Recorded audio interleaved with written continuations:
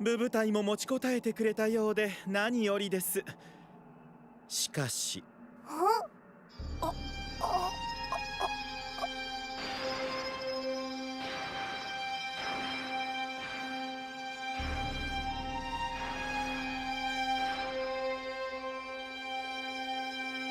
ひょっとしてやられちゃった。ひょっとして負けちゃっ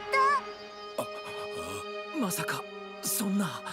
いや、ここに飛ばされてないってことはまだ場外には。だが部部隊のどこにもあいつの気が感じられん。あれほどのエネルギーの爆発を間近で食らったんじゃ消滅したかもしれん。消滅？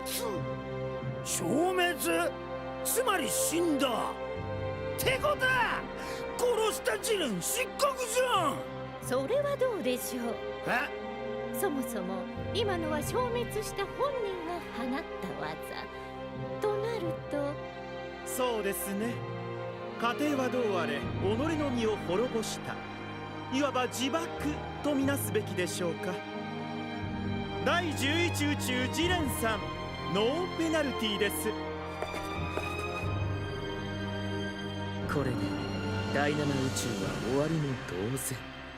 このまま一気にジレンが決めてくれましょう。すべて。ああ、勝ち残るのは我ら第11宇宙だ。